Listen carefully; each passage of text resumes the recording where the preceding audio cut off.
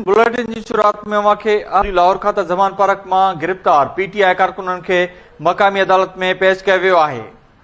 PTI कारकुनन के duty magistrate के सामू पेश किया वियो।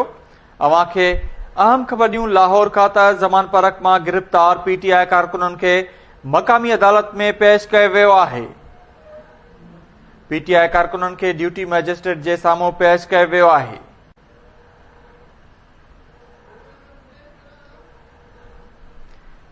अपडेट क्यों। लाहौर खां ज़मान पार्क में गिरफ्तार पीटीआई कारकुनन के मकामी अदालत में पेश किया वियो है। ॿुधो तो पीटीआई कारकुनन के ड्यूटी मजिस्ट्रेट के सामू पेश किया वियो है।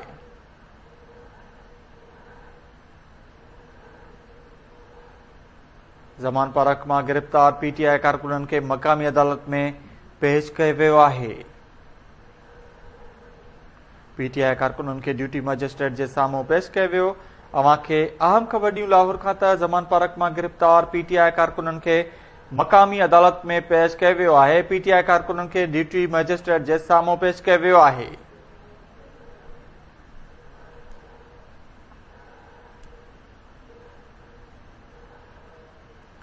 ज़मान पार्क में गिरफ्तार पीटीआई कारकुनन के मकामी अदालत में पेश किया वियो है। पीटीआई कारकुनन के ड्यूटी मजिस्ट्रेट के सामू पेश किया वियो है।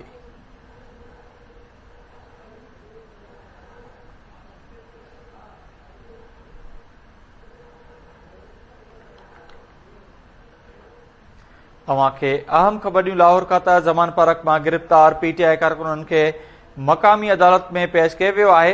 इन हवाले से वधिक तफ़सीलन लाइ असां सां लाइन ते मौजूद है लाहौर में केटी न्यूज़ रिपोर्टर खुदाबख्श ॼण। जी खुदाबख्श, अपडेट कजो।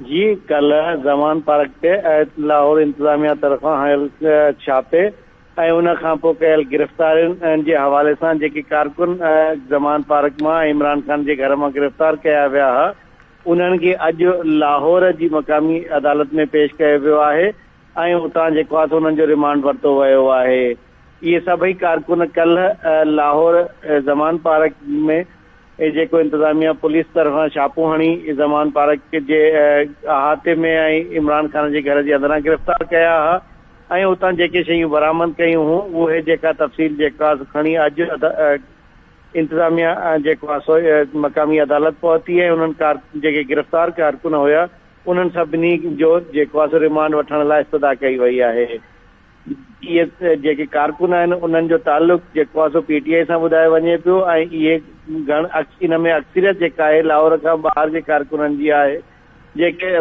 पाकिस्तान के मुख़्तलिफ़ शहरनि मां ज़मान पार्क में इमरान खान के घर या उन इलाके में जेको पीटीआई तरफा इतने ड्यूटियूं ॾेई रहा मुख़्तलिफ़ क़िस्म जूं ड्यूटियूं ॾेई रहा हुआ ऐं हिते मुक़रर थियल हुया।